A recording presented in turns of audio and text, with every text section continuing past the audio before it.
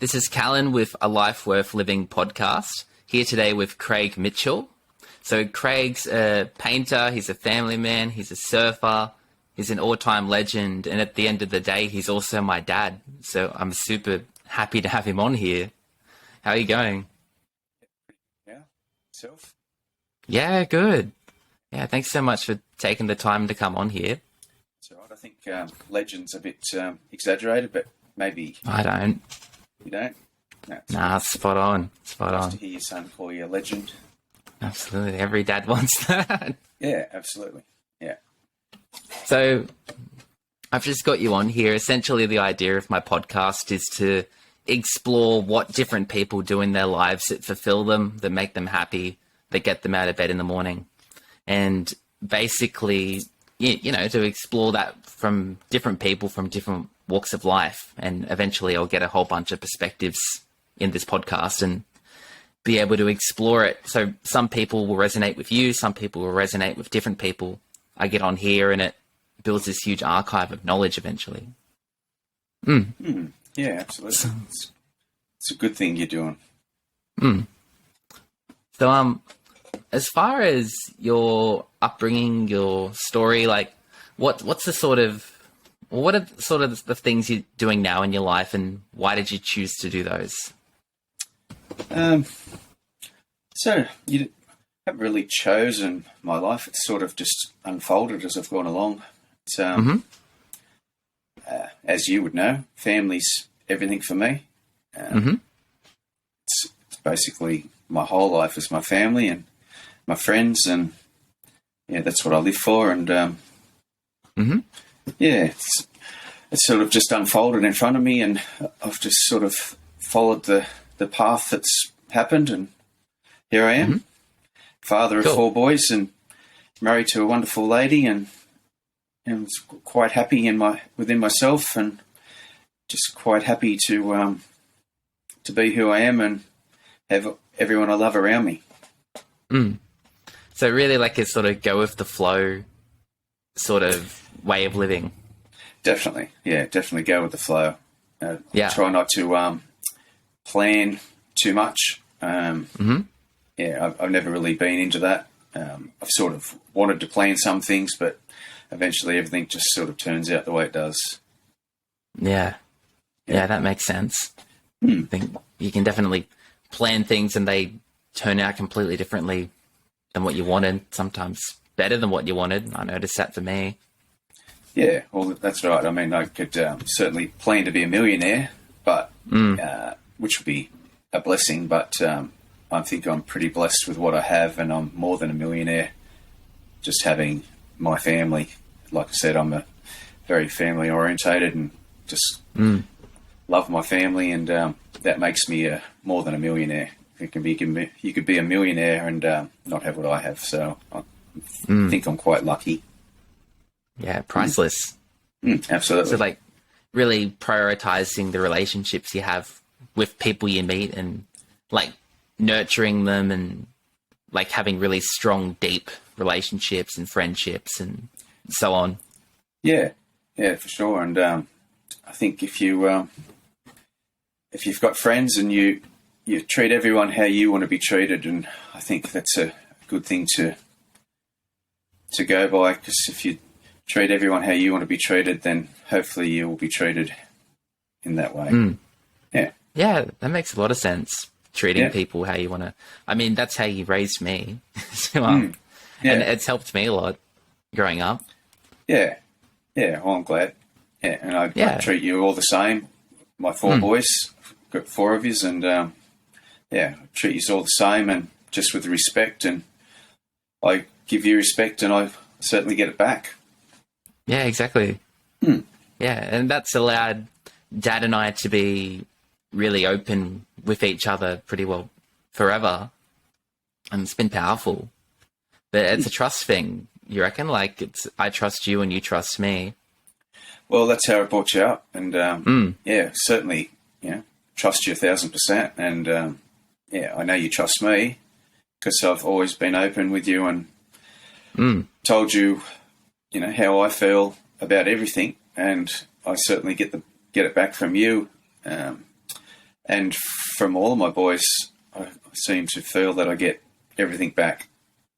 Mm. Yeah. So in the world, there's dads and there's people who don't have that relationship with their kids.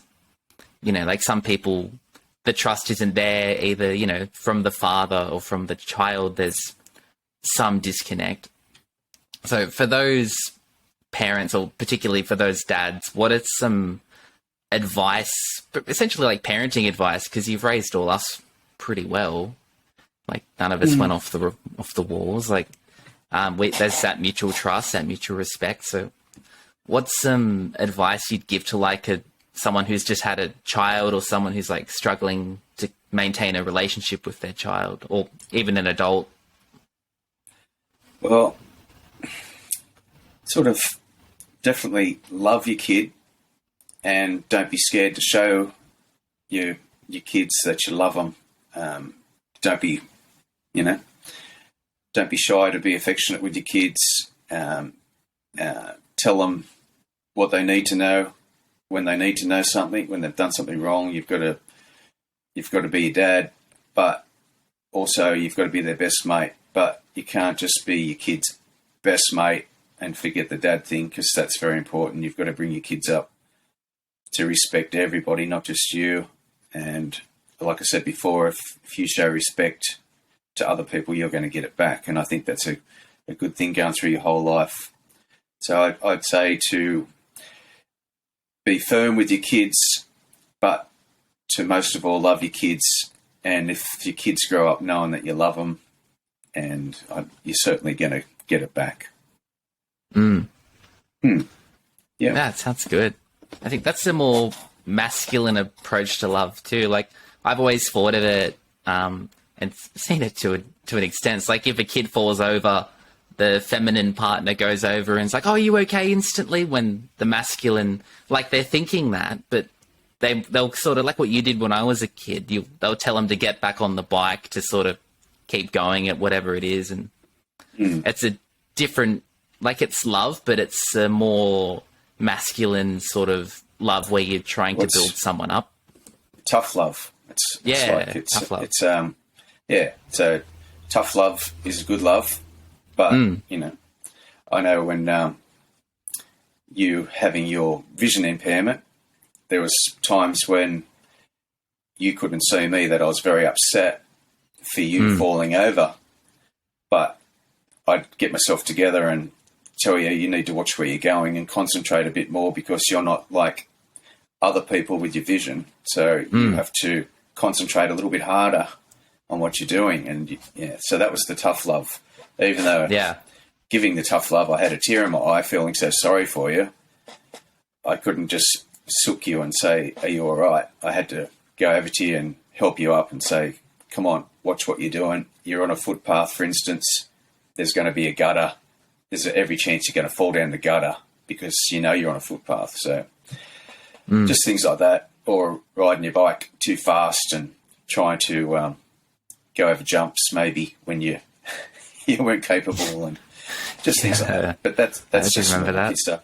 I was with my youngest yesterday at a trampoline place, and he's saying, "Come on, Dad, jump on this," and and he has a vision impairment as well, and and some of the things he could do there is just amazing what he can do, and but I did beat him through the obstacle course, and but I was watching other fathers there with their kids, and I was quite impressed really that like grown dads, big beards, tough looking blokes, rolling around and having a ball with their kids on these inflatable toys, and I think that's a special thing that those kids will never forget. And it's not just that they have the memory, they have it ingrained in their being that their dad is their dad, and they just love them, and I think everyone benefits from all that. Yeah, absolutely. Super powerful. Yeah. So, and where do you... Keep going. I was just going to say that I think in saying about being a dad, I think you've got to give your kids time, because be with them spend time with them, sit down with them and listen to their stories, even if their stories like something, you're not interested in. You got to pretend you're interested and be there for them. Yeah. For their ups and downs, and it's pretty important. So have you found that your life's changed prior, because you sort of had kids for half your life and not had kids for half your life? How do you find it differs, like having a family and kids compared to not having that? Or not having, like, you've got your parents and so on, but not like the difference of having your own family you've started.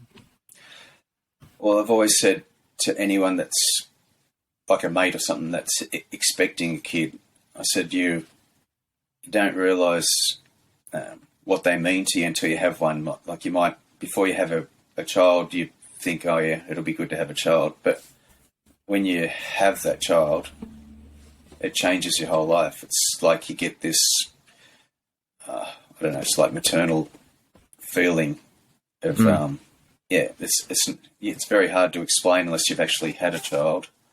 But, and I'm lucky I've had 4 of them. But prior to having kids, I always wanted one day to have kids. And, it's, like I said before, it's better than winning the lottery. It's just everything to me.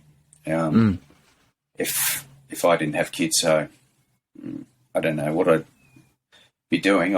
I think I'd be happy, but I certainly wouldn't be as happy and as content as what I am now. I mean, well, you know me. I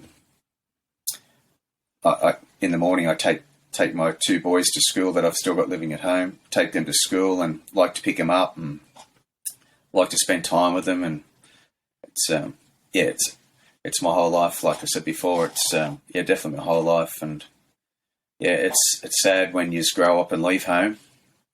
But I think the way we've all been together for so long, it's like you're not here, but you're still definitely in my heart. You're still here, and I can FaceTime you, and always communicating with you. And I mean, I'm 2 Ks down the road. For people listening, we're close. Yeah, that's right. Yeah, but there's been times when you haven't been, and it's sad that you're not here, but you're still close to me. Yeah, it's good that we've got technology where even when I'm trekking through South America next year and doing whatever I'm doing, like, I can just FaceTime you from anywhere. That's right. In the current world and talk to you. It's amazing. Yeah, technology is a big blessing that you can actually look who you're speaking to, and that's for sure. I know when I was young and went overseas and I'd have to make a phone call. It's a lot better having that face-to-face conversation. Yeah, absolutely. In photos, and instant photos, and instant, you can just speak to people instantly. It's That's super powerful. Yeah. I remember when because I grew up like at the in-between, like in about 12, 13, sort of when the tech boom started. And I remember when there wasn't Facebook and when there was, and once Facebook started off, it's like one of the positives of social media is you can see what people are doing. Like, all of a sudden I knew what our uncles and aunties and everyone else was doing, and people I connected with on there. And it was just like, you could connect with anyone instantly.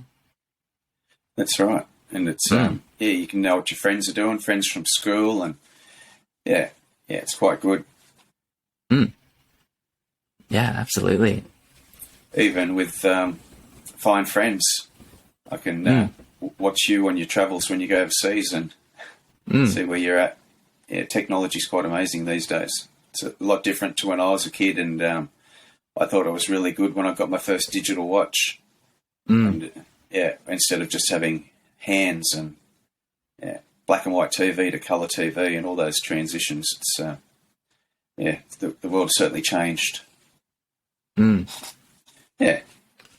If someone had kids, because you had me and the youngest, there's a 13-year gap.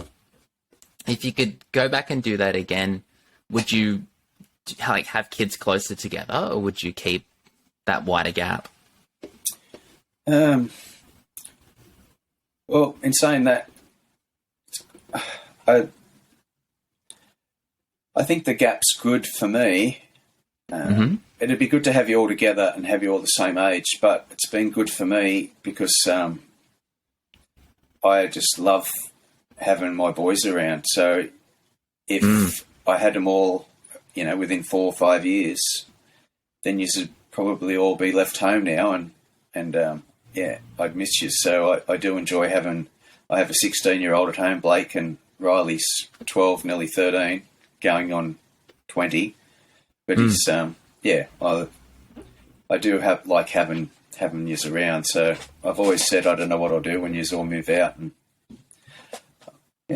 I'll probably just come and hang around yous and annoy yous. Yeah. So far, the two of us that have moved out still live here in Newcastle. So that's good. Right. Yeah, that's right. And I'm proud of you moving out and setting yourselves up and getting on with your own life. But I do enjoy having even though it can be annoying having the kids around because I'm always doing something. But I wouldn't change anything. I just love it. Yeah, cool. Yeah, so I think the gap, the 13-year gap, I was 46 when Riley was born.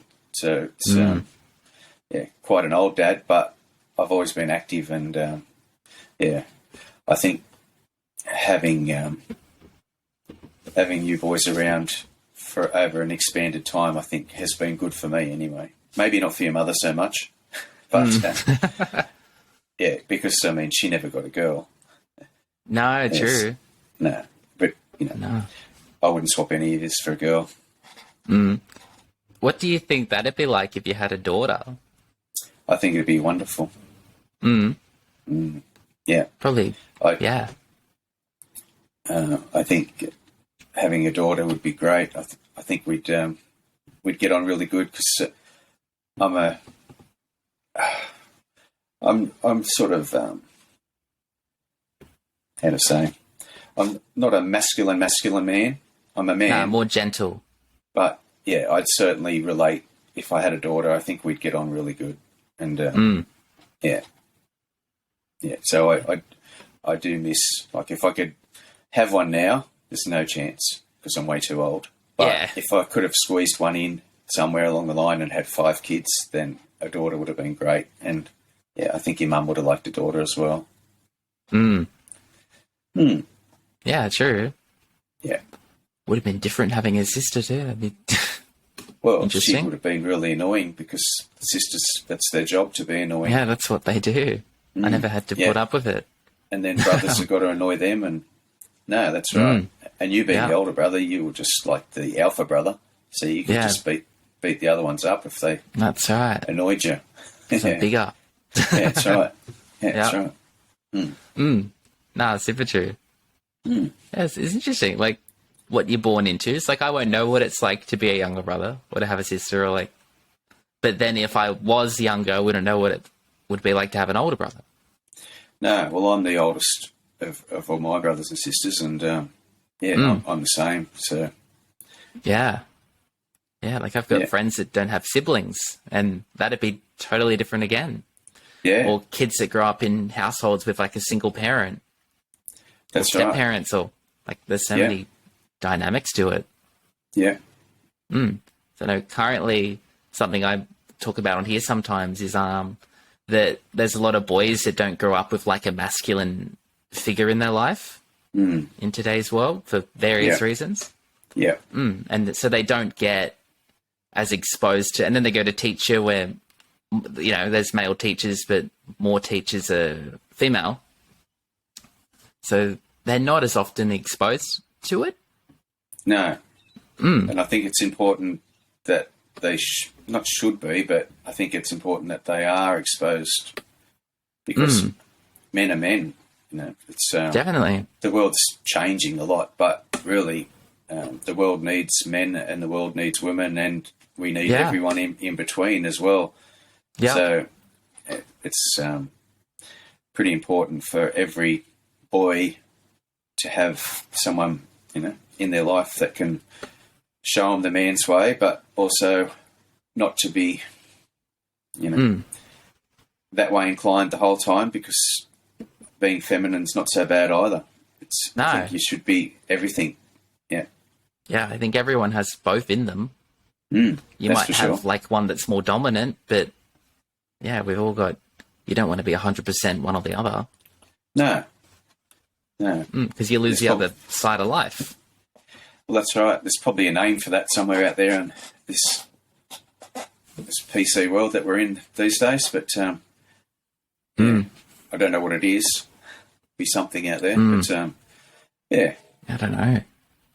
Yeah, I know spiritually it's called polarity, like North and South Pole, or yin and yang, which is a Taoist, which is an old philosophy religion from China. They've got masculine, feminine, and they circle each other, and that's how they're both equally important. Yeah. Well, I could consider myself sort of probably not in the middle, up towards higher, but yeah, I wouldn't be masculine or feminine. I'd be sort of, a bit more masculine than feminine, but which is a funny thing to say for a fella to say, but that's just how I am. Like a 60-40 or pretty close. That's right. Yeah. I always joke with you boys that I'm like your mum and your dad. And both in one. Yeah. Like if you fall over, I'd always, patch you up and get you on your way and give you a hug when you need it, and also give you a clip behind the ear if you need it. Yeah. And it's a bit of a stern talking to as well, and then best mates as well. It's absolutely. Yeah, because it creates that respect, that trust, that rapport over a long period of time. Yeah. I'm lucky in that way. Like, I've grown up with good balanced parents in a good balanced family. Yeah. Yeah. Yeah, well, I'm glad you say that, because, I mean, being a dad or a mum, it's a hard job. It really is. It's like, you've got to be diplomatic, and like I said before, you've got to be stern, but you've got to be, that's what I say, you can't just be best mates with your kid without being, not cranky, but bossy at times. Yeah. So, but it is. It's a tough job, and you'll find out one day it is a tough job. It's a lot of decisions you've got to make that hurt you emotionally, but it's eventually for the better. Yeah. Hopefully. And I mean, no one gives you a handbook and says, this is what you've got to do to be a parent. You just sort of learn on your way. And I've made plenty of mistakes being a parent, which is, I sort of think about a lot, but I learn from my mistakes, and hopefully when you do all these things all together, hopefully at the end of the day you do a good job and you've done something right. Did you find that you got better at it as you had more kids? Yeah, definitely. Yeah, for sure. Especially, I was 32 when we had you. So when I was 32, I was grown up, but not grown up, if you know what I mean. It's, yeah. And I think I always look at it that I'm never going to grow up fully. I'm always, but going to be a bit immature for my age, which I think keeps me young.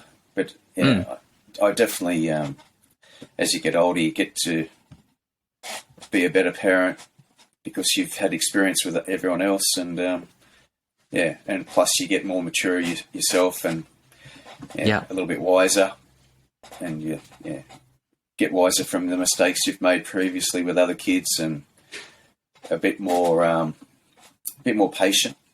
Yeah, okay. Which I have to be patient. Like you were always pretty easygoing, a little bit hypo. Jai was sort of a boy's boy. Just loved being a boy and getting dirty and all that sort of stuff. Blake's sort of pretty cool and funny and likes doing boy stuff as well. And Riley's definitely a boy's boy, and he's a little bit harder work than you boys, but he's the last one, so I'm lucky he didn't come first. Yeah. Yeah, but in saying that, yeah, I love him, and I love all he is, and yeah, he's all got your own traits, and yeah, everyone's different. Yeah, but yeah, Yeah. Yeah, it's interesting. yeah. I think Riley would have been a bit of a shock if he came first, because he's very, very busy. You were busy, Yeah. but you were interested in a lot of things that kept you occupied. Whereas Riley's just, yeah, he's busy, and yeah, he likes to keep me on my toes. Yeah, Yeah. That's cool. typical 12-year-old, like I said, going on 20. That's.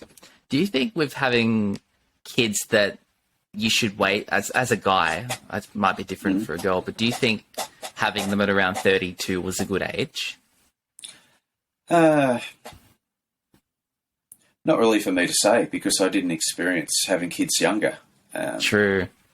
If I was in my early 20s and had a kid, well, they'd be in their 30s now, and I think maybe it would have made me grow up a little bit quicker.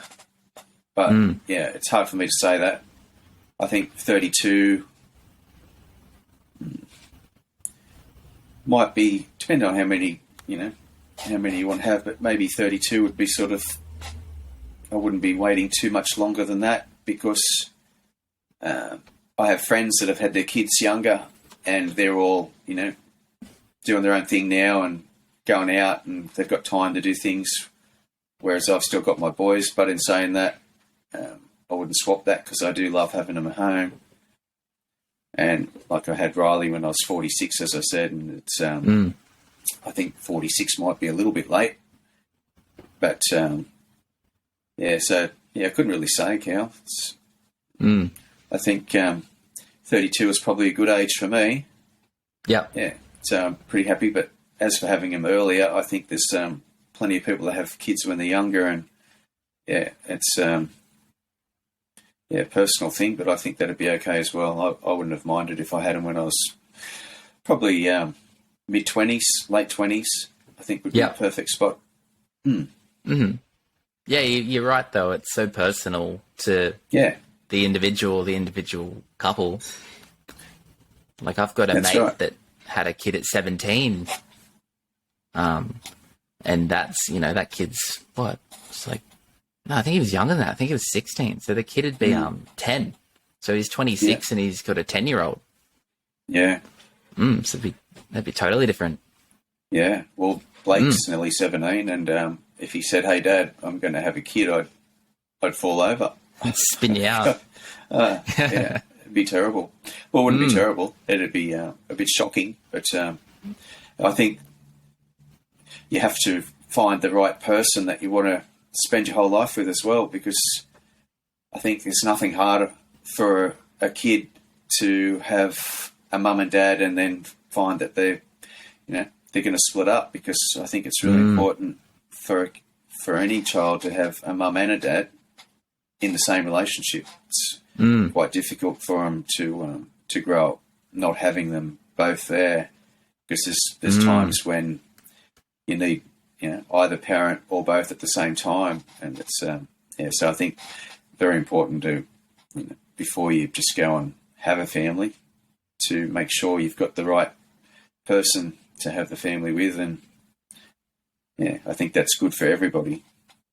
Yeah, to make sure that the person you choose to do it with is like the right person to do it with.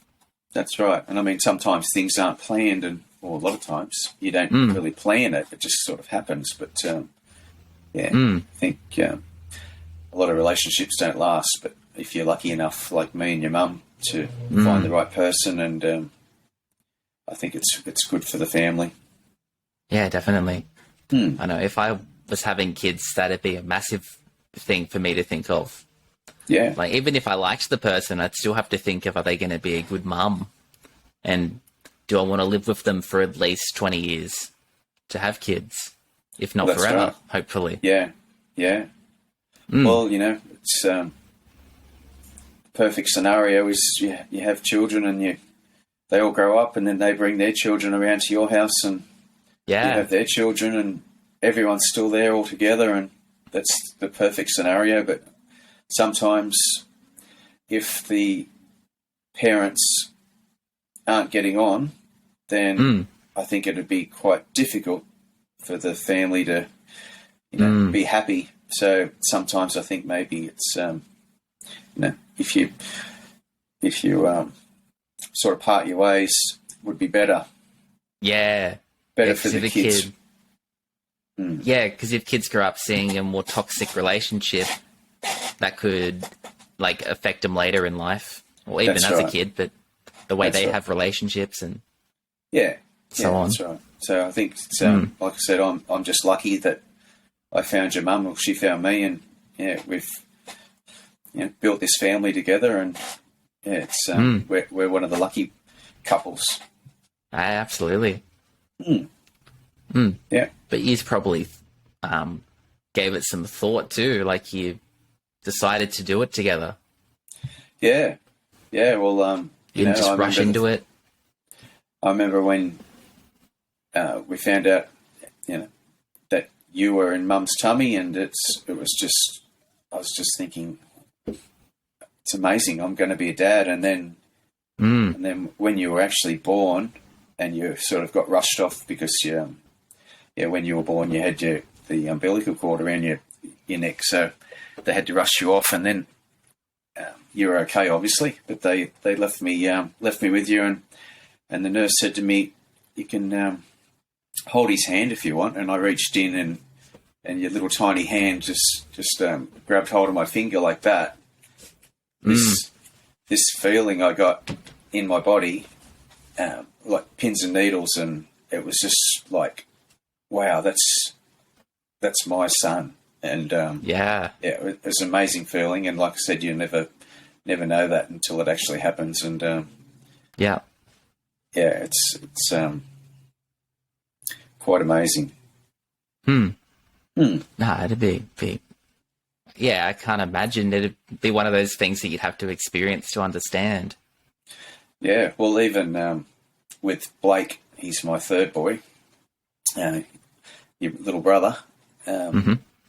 When Tracy was pregnant, that's my wife.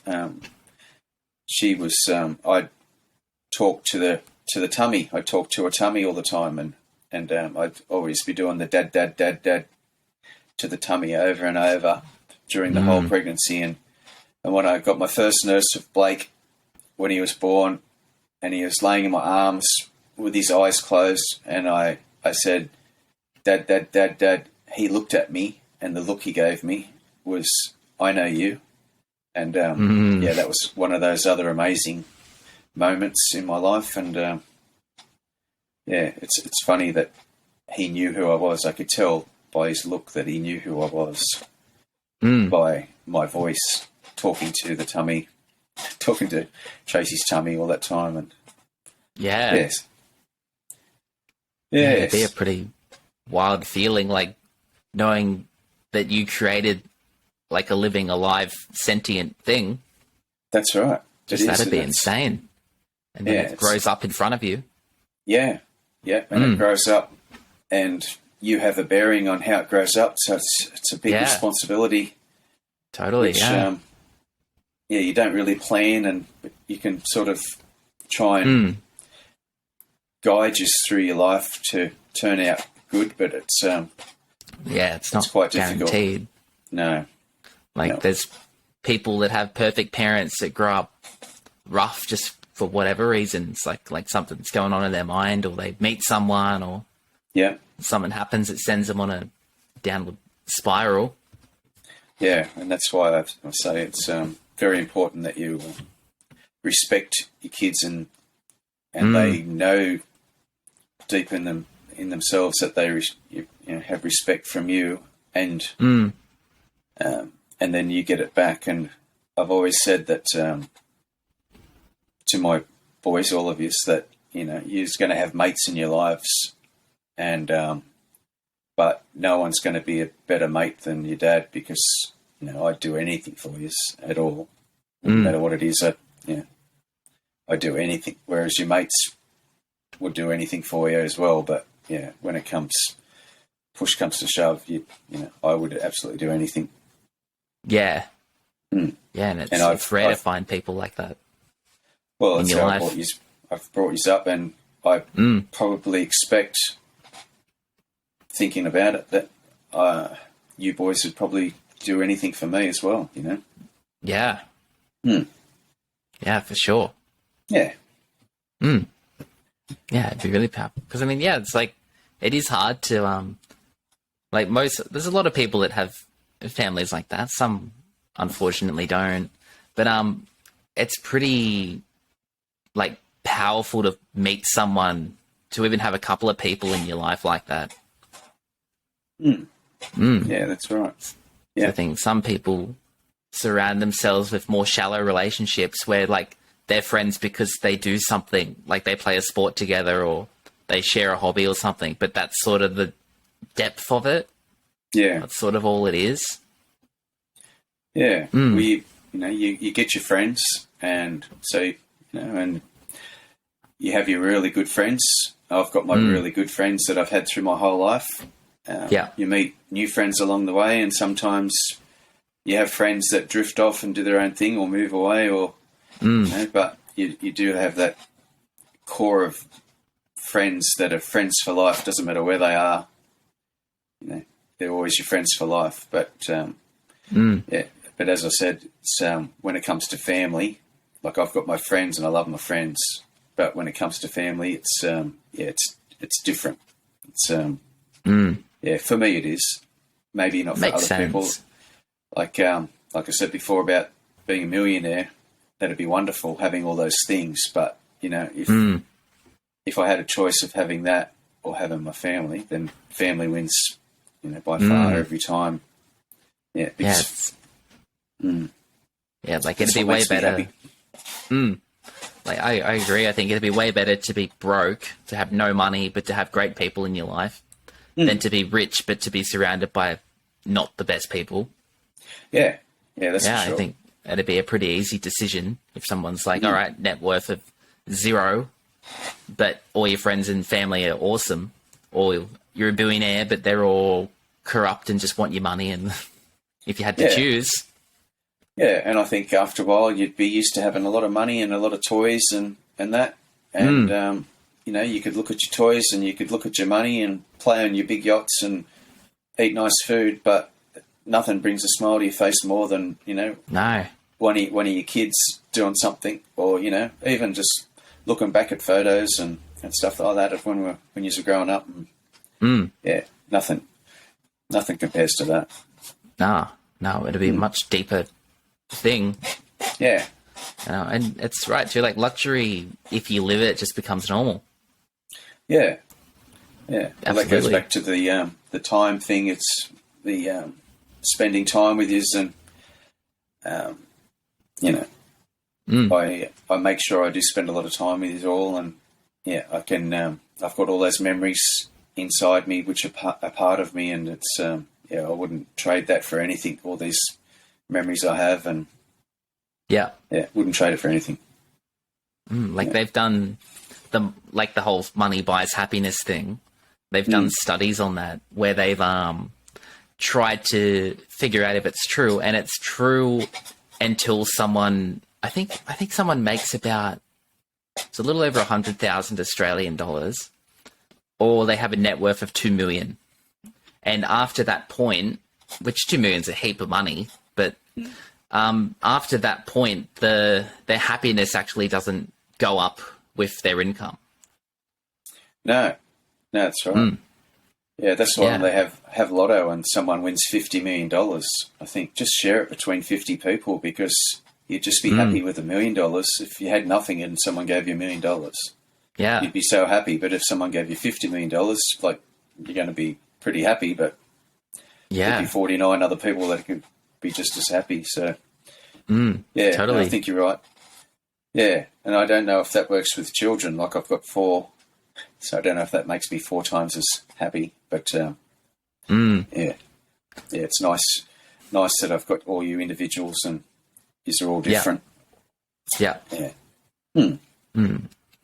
I've always thought with kids and money and happiness, I've always thought I would want to be in like a certain financial position before I had them. So I'm not worrying about it.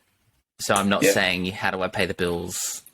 I can't send kids to the school I want to, or I can't let them do the hobby they want to do because I can't afford it, sort of thing. Yeah. Yeah, like I'd like to have Yeah. I know not you've to said be that to me rich. before. Yeah, not to be rich, but the ability, kids like, oh, I want to go on a holiday to Europe, or not that much, but it'd be awesome to be able to like take the kids on a holiday to Europe. Well, that's right. But in saying Open all the that, experiences. I know because you've said this to me before, and I've always said to you that basically you could take the kids to Europe and for a holiday, but you could also chuck them in the car and take them up to Nelson's Bay and stay in a caravan. And Totally. you're going to have just the same amount of fun. So money's not everything.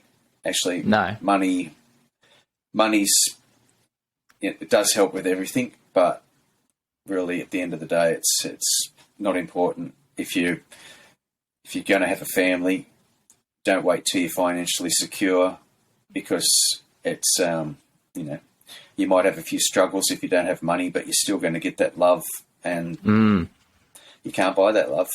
Doesn't matter how much money you have, you can't buy it. So it's free. It's just so money's irrelevant, in my opinion. Yeah, that's a good opinion though.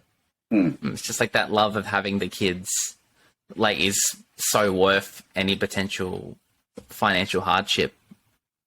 Yeah, I think maybe if you do have kids early and you're away at work all the time because you're trying to make enough money, then that's going to be a struggle. But if you're out there trying to make a lot of money and not spend the time with your family, your kids, or your missus, then it's not really worth it. I think, like I said, money's not everything. You've got to be comfortable. But I mean, I've got my own business, painting. I could really knuckle down and spend heaps more time doing it, and to make more money, which would might buy me things, but then I'd lose that time with my boys, and like I said before, nothing can buy that. That's more important to me than anything. Yeah, and you could easily miss your kids growing up if you're working 80-hour weeks, or yeah, that's right, exactly. And a lot of fathers, and mothers, they do. They miss that, and they don't have that bond with their kids. I don't think. I think I know everything about you boys, pretty much. Yeah. There's not much I don't know about you. I know what you like to eat, your habits, everything. It's pretty much. I can tell you everything you like to eat and everything you don't like to eat, and I could do the same with all of you. What you're into, your mates. I know everything about you, and that's just because I've always wanted to be a part of your world, and yeah, that's cool. So money can't buy that. No, absolutely. So with your painting business, what originally made you want to become a painter? Of all things you could have done. Well, I did apply to be a carpenter at BHP. That's where I did my apprenticeship, BHP in Newcastle. And Steelworks, if anyone doesn't. Yeah, the Steelworks. No? Yeah, and I didn't get that job, but they offered me a painting apprenticeship, and my dad was a sign writer, and so he's sort of not a painter, but he sort of come from that sort of branch of with a trade, and and I thought I'd give it a go because it was an apprenticeship. I wasn't really one that liked school, so I left in year 10, and I really didn't want to go back to school again. So I took on the painting apprenticeship, and basically I've done that forever now, and I stuck with that for 8 years, and then left BHP and went on a road trip to Cairns for a year, and then come back and slowly got back into it. And then I decided to open my own business and work for myself and be in charge of my own destiny, so to speak. And not long after I opened my own business, Newcastle had an earthquake. And we got a lot of damage in Newcastle, and therefore there was a lot of work. So I was sort of lucky. That was in 1989, and I started working for myself in 1989, and yeah, just went from there. And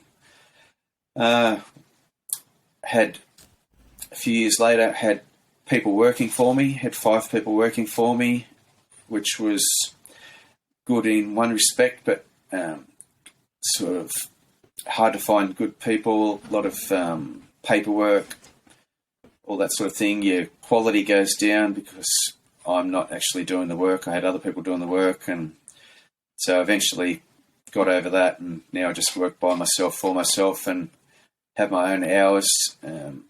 If I need more money, I can do more time. If I, so that's basically why I got into painting. It's quite a hard job physically.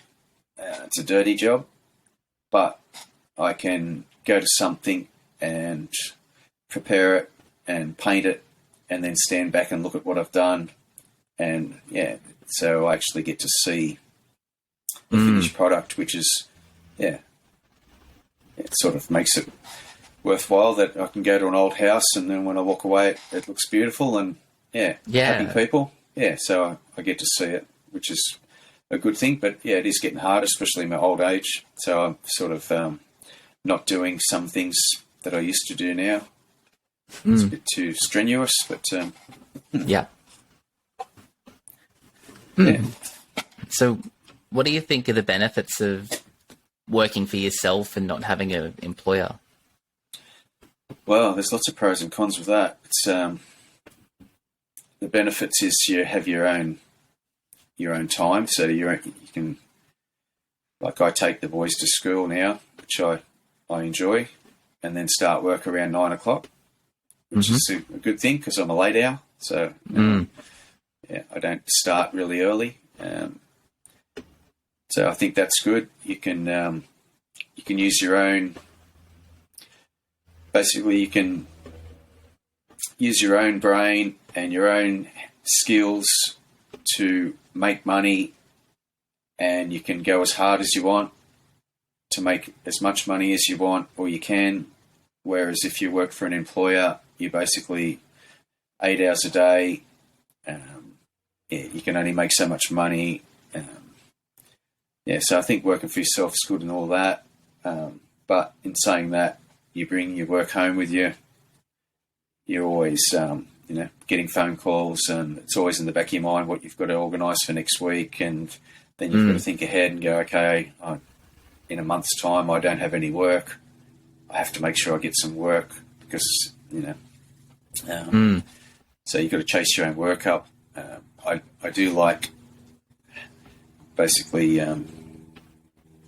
having my own sort of, standards, my quality of work. I like my quality of work.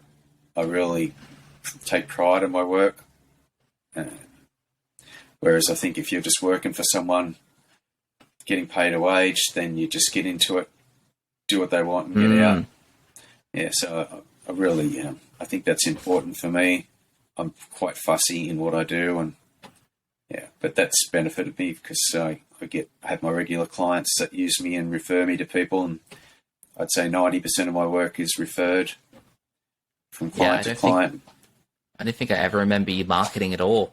You just always got phone calls. No, that's right. Yeah. So sort of do that. Whereas years ago when I had people working for me, I had a bit of real estate work and sort of project homes, and I'd go to the job. The boys would ring me up and say they're finished, and I'd go to the job and I'd pick them up out the front. I didn't even want to go in and look at it because I knew I'd see something that I wasn't happy with. But the client was quite happy. The builder was quite happy. So sort of got away with that, away from that, and having my quality. I like doing quality work. Yeah, I enjoy that. Yeah. Yeah, that makes a lot of sense. It's more like someone to do what's acceptable for a job, and everyone's sort of happy about it. And like people that just live in the house probably don't even have the eye for it to see the difference between like good and really good. Unless they really looked close. Well, you see programs like The Block, and they've got the contestants on there painting, and I can just imagine what that's like, preparation-wise and finishing-wise. I just cutting in and all that sort of thing. I like make everything sharp and neat. Yep. Even just minor details like rolling a wall. I'll finish it by putting the roller and bringing it down, and then taking it off and bringing it down, so all the hair lays down one way, so it leaves the same pattern along the whole wall. And other painters, I watch them and they just put it on and spread it out, and that's it. And a lot of people don't see that, but I see it and I know it. And and there's been times when I've gone over something on a job, and I'll be in bed thinking about work, and I'll be thinking, that little thing I went over today, I've got to fix it when I go back tomorrow, because I can't live with myself knowing I did it, which is, can be annoying because things take a bit longer, but that goes back to the referrals. I get referrals because I do good that job. quality. I've got to wear these now because I can't see as well. There's often times. Keep going. There's often times I'll cut something in and I think that looks great, and then I'll put my glasses on and I'll go, oh, it doesn't look so good. Yes. You can probably charge more too, because you've got a reputation of doing a good job. If they want someone to paint a house and they don't really care, they can get someone. But if they want it done to an exceptional standard, then they know you exist. And that's right. And I'm going to use quality paint, and I'm not going to water it out to make it go further. And just the preparation's going to be spot on, and I'm going to put the right coatings on that are supposed to be on. So in 10 years' time, it's still work, still there, not peeling off, and So I think quality is one of my major things. And being an apprentice at BHP was a sort of an industry where you wouldn't think it'd matter, but I was taught how to do everything by the book properly. And it's certainly gone a long way during my career as a painter. I often think of being a painter as not a glamorous job, not a worthy job. So many better professions, but someone's got to do it, and I chose it, so I'm going to do my best to make sure I do it right. And BHP certainly instilled that into me. There's a lot of painters I've had work for me that haven't known how to do a lot of things because they were basically apprentices for contractors that were just in and out on a job as fast as they could go, whereas at BHP you had all day to do everything right. And they actually sometimes would tell you to slow down because you'd be getting jobs done too quick for them, and they'd have to find you more work. So there's not many places like that these days. No, it's probably not as much quality these days. No, people that's are in right. and out. The house near ours, they sprayed the outside of it the other day, and I'd never dream of spraying the outside of a house, but they sprayed it the other day, and an hour later it rained. I mean, it's it looks okay when you go past from the street, but I'd hate to see what it's like close up. Yeah, that's true. It's an interesting way to do it. I think that's it. That's heaps of jobs these days. It's like, I think it goes, if you're an employee, I think it goes both ways. Because if you worked for someone in the 60s, I think like your employer was like a lifelong venture, and they'd look after you when you retired, and they looked after you more. When now it seems like employers don't value their employees much. but also employees don't value their employees as much. So it sort of, I think, goes both ways. Yeah, well, your business is nothing without your employees. Yeah. I mean, you might be a good boss and have good employees, and it goes back to the parenting thing. If you respect your employees, they're going to respect you. If you're just a so-and-so and you yell at them and abuse them and criticize them all the time, then you're not going to get very far. But then if you praise them and tell them how good they are all the time, you're not going to get very far either. You need to be sort of in the middle there, and if they do a good job, praise them. If they stuff up and do something wrong, you need to be critical. But that goes a long way. That goes back to back to what I'm saying about parenting. Same, yeah. Yeah, exactly. I think that's pretty well with everything, though, isn't it? That's with your whole life, with your friends, and how you treat everyone. I know when we holiday in Bali a lot because I love the surfing, and so we holiday in Bali a lot. And the amount of employees they have in a shop over there, like, for instance, if you go to Bunnings, you struggle to find someone to help you. You've got to go around and find someone to help you. But in Bali, if Bunnings was in Bali, there'd be an employee in every row asking you, what they can do to help you. And I think that's something we miss in Australia. Obviously not having as many employees as they do in Bali because they don't get paid a lot. But I think that a little bit more personal customer service, like even Woolworths and Coles, those sort of places, having the self checkouts and all that sort of stuff. I think that's wrong. I think that certainly have some, but I think they need more employees because it's just makes the world go round. If there's more employees earning money, and it does. It keeps the economy moving. Yeah, well, they want obviously want massive profits, and I think there should be a line in the sand where you're getting your big profits. Just be content with that. It doesn't have to be so big that you get rid of customer service. I think customer service is good for everybody. Yeah, it's good for your mind. For sure. So with surfing, what sort of called you to that and got you into that? I grew up in Merriweather, which is a suburb near the beach in Newcastle, and so had friends that were surfing, so I thought I'd give it a try, and actually started on a bodyboard first and thought that was a bit of fun, and then got my first surfboard, which was a Michael Peterson 6'6" single fin, which was cost me $20, and I remember going out on that and struggling, but then, as all surfers will tell you, you get your first proper wave and you just get the bug. And you get that one wave, and all of a sudden you've completed that wave. It's a clean face, and you can't, all you can just picture is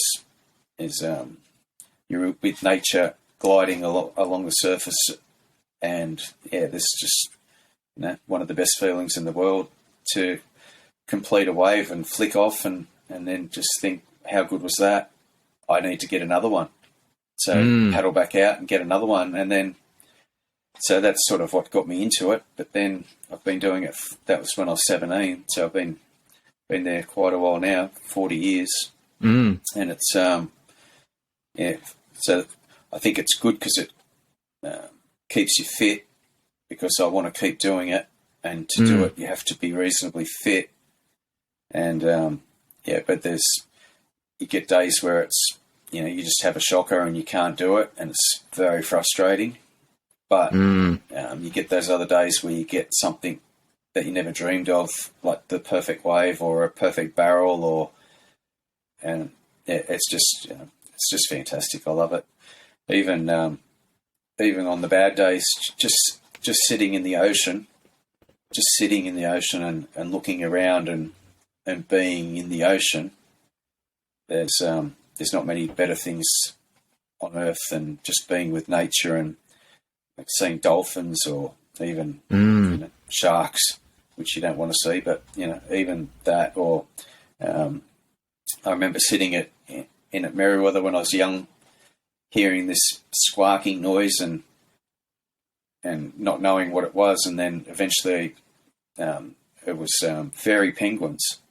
Ah, I've seen fairy penguins in the ocean in Merriweather, and so now if I hear them, I know exactly what they are. You don't see them a lot, but sometimes I hear them. Or so it's just magical. It's and surfing is it's a way of life. It's like once you get the bug, it's I think sport is good. I've played a lot of sport, squash and tennis and touch footy and lots of things, which is enjoyable. But surfing is a way of life, and like I said, the being with nature.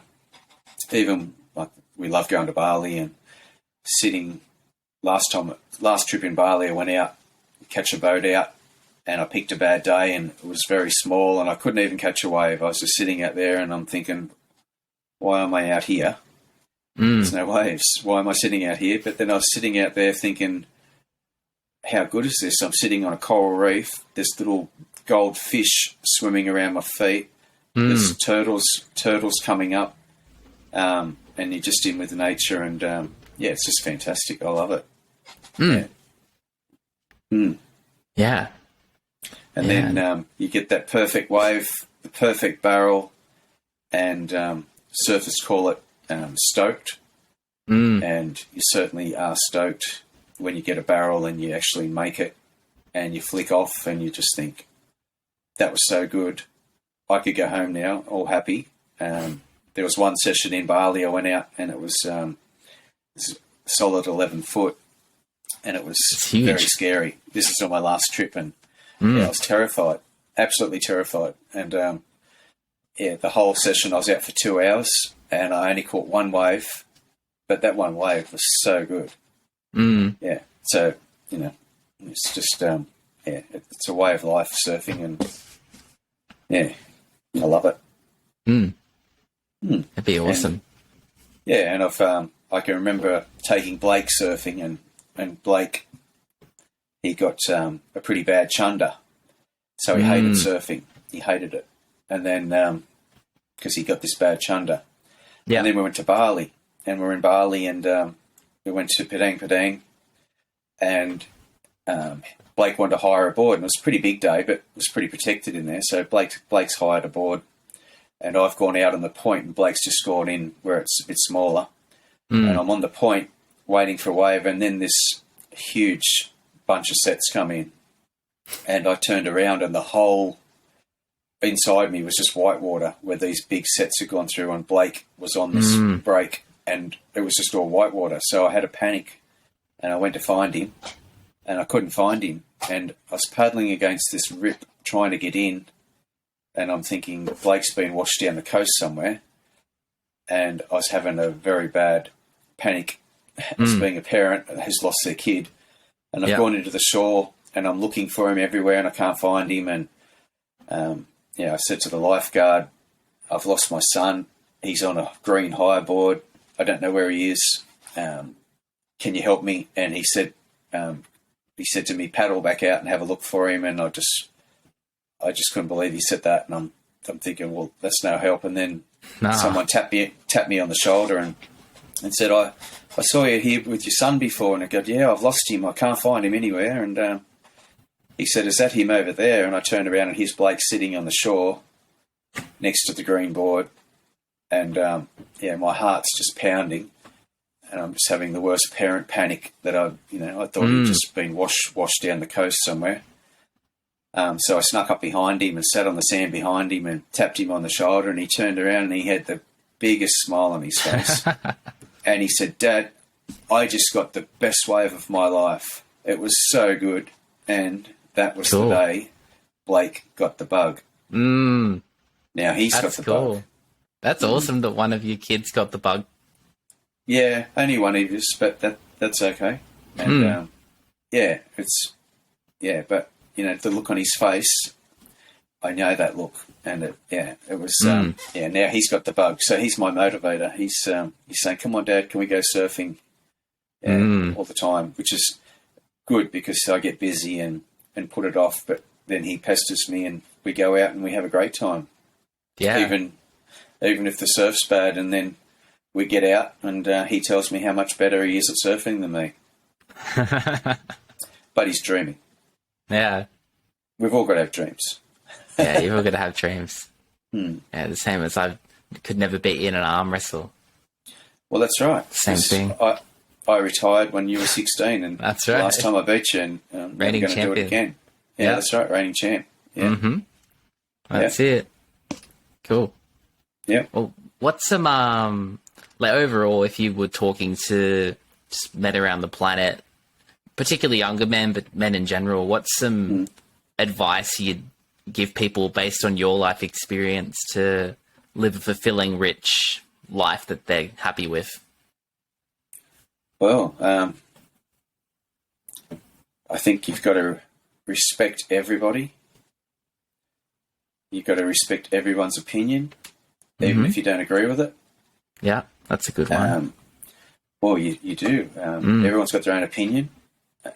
Your opinion to yourself is always right, but then, when you really think about it, a lot of the times your opinion isn't right, and that's when you learn. So I think respect's a big thing.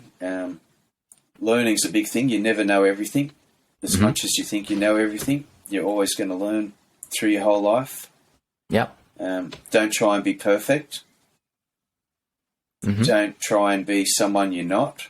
That's a big one. That is a big one. Yeah. I think you are who you are, and you're always going to be that person. You can always improve who you are, but don't try and pretend you're someone else, because you're not someone else. Yeah. I always tell all of you, be a leader, don't be a follower. If someone's, doing something, then sure, have a go at what they're doing, but don't just be a follower. Be your own person. If someone doesn't like, you for stuff that you do, then I always think then they're not really showing you respect, because you are your own person. So, yeah. I think that's a few things. Don't be so tough. Don't try and be big macho person. Just be an honest, decent human being. But most of all, you've got to be yourself. Because, I think you never really know who you are through your life. I think you're always learning who you are. Yeah, you're always changing. People change. So you're always going to change through your life. Yeah. Yeah, so that's probably a couple of things. Yeah. Well, I've probably instilled a bit of that into you. I'd say you've instilled a lot of that into me. It's the first thing I talk about when I teach, when I've got a class in front of me, is respect. And I explain it, explain how it works. Yeah, literally. Or what I call a pre-frame. It's like I just by default respect people unless they do something to where I can't respect them. Yeah. Also, like the idea you train people how to treat you. Yeah, that's right. If you tolerate something, then, or if you reward it, then you encourage more of it. That's right. Yeah, that's like when I said about being a boss. You can't. You always praise when praise is worthy. When someone deserves praise, you praise them. And there's nothing wrong when you're wrong to tell someone, "Oh, sorry, I stuffed up." Yeah. As hard as it is to say sorry sometimes, I think it shows that you're a good person if you can, say sorry. There's been a few occasions in my life when I've had to say I'm sorry and I've done the wrong thing, and as hard as it is, you certainly feel better for it. I think forgiving people for stuffing up is a big thing. Yeah. sometimes you get people that don't deserve forgiveness, but I think there's a lot of times when forgiveness is a big thing. To forgive people makes you a better person and makes them think, well, they forgive me. That's a good thing. I won't do it again. Yeah. Or try not to do it again. Yeah, I think forgiveness is a big thing. Yeah. Yeah, I think people these days are too quick to criticise people for their opinions, and I think so. And well, you've got all this cancel culture and stuff that's hitting the world now. I mean, if I have an opinion and you don't like it, then just that's my opinion. Absolutely. You telling me I'm wrong, I should listen to you. But if I still have the same opinion, that's still my opinion. I shouldn't be cancelled because I have an opinion. No, even if it's something crazy. That's right. Or, even if you believe the Earth's flat, or you believe like there's some like alien overlord or whatever you're convinced is like whatever your beliefs are, you should still be entitled to have them. Definitely. As long as they're not hurting people. Like as long as your beliefs, like there's no call for like racism and sexism and all that. No. Like I think as long as your beliefs don't hurt other human beings or cause suffering, unnecessary suffering. Yeah, and I think with racism and sexism, we're all racist and we're all sexist because, but in saying that, we're not racist as in mean racist. We're just, the Aussies used to say, taking the piss. Yeah, exactly. I mean, you just, teasing people because it's what people do. We tease each other. But if you're teasing someone about something that's really critical, that's going to hurt them, then that goes into racism. But also you've also got to, have a bit of a spine yourself and definitely go, okay, well, there's a reason men do it, which women do it, but men do it more. And the reason men do it is because if I take the piss out of you and you get offended by it, then it shows me you're not grounded in your emotions. Yeah. And that's why men do it. Like every culture does it. But that's why they do it. It's basically testing a man's ability to control his emotions. Because if you've got friends that can't control themselves, they're the people that punch someone in the club or like emotionally break down in 5 years because they didn't handle something or they had some sort of trauma, or people that shoot up schools and do all this bad stuff because they're suppressing their emotions or they're unable to control them. Yeah, that's the reason. That doesn't do anyone any good because you need to. Everyone suppresses their emotions to a certain degree, but I think to a level, it's important to let them out because they can get bottled up and eventually they're going to come out badly. So I think you need to express your emotions, and I've got mates where we take the piss out of each other, and lots of different mates, and I think it's a good thing, and it's a funny thing, it is. And but you don't just go out and be you're not trying to hurt them. No, that's right. And I think we used to.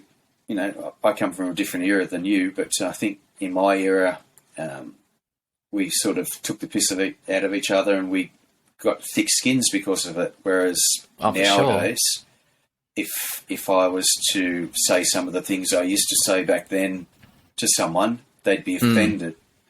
And they could be. And they need to deal with that.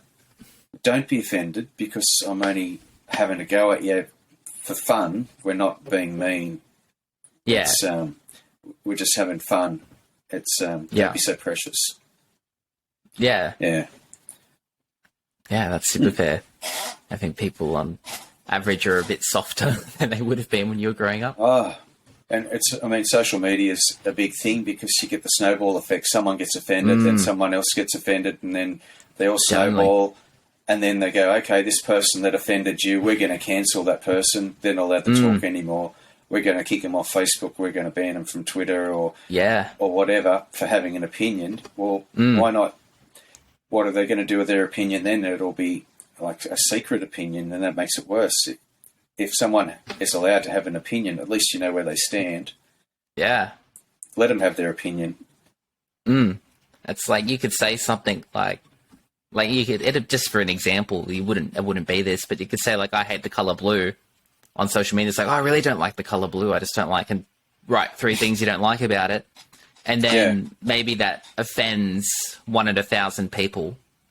And that 1 in 1,000 person sees it and they share it to their friends who are also more likely to be in that 1 in 1,000, because you hang out with people that are similar to yourself. And then, like what you said, like it snowballs and it looks like this massive thing that 100,000 people have like reacted to, when really it's a tiny portion of the population that actually are bothered by it. And that's right. And that tiny population who are bothered by it seem to have a very loud voice. Exactly, they're very vocal. Whereas, most of the population who doesn't care about it, they don't care about it, then they can't even be bothered commenting on it. Therefore, they don't have the loud voice. So then people get banned. Yeah. You see that a lot of that in politics these days. It's a lot of decisions are made by the minority having a loud voice, and then the majority get stuck with these decisions because they didn't have a voice on it at all. But then it's too late. So yeah, that's true. Yeah, absolutely. Yep. Oh, good advice. I think there's a lot to gain from that. It's all common sense type stuff, which is good. Yeah, well, that's right. And the common sense, as they say, isn't so common. Not saying that, everything I say is common sense. It's common to me, but to other people, I might be speaking rubbish, and that's when we go back to everyone's got their own opinion. Yeah, just like treat people nicely, respect others, just things like that. Yeah, it's like I've said to you, when your mother's annoying you, because that's her job to annoy you. Yeah. And I say it to my brother as well. If mum's pestering you about something, just say, yes, mum, I'll do that. And that makes her happy. But then just do whatever you like. Yeah. That's what mums just don't do. let her know. Yeah, that's right. That's their job. Yeah. Yeah, absolutely. Cool. Well, thanks so much for coming on the podcast, because I knew you're a wise dude that probably not many people know or see that side of you. Maybe they, like, people in your life do, but the people in the world that'll see this don't. But now they do. Yeah. I I don't know how wise I am, but I think I do have a bit of common sense, and so hopefully that's come across.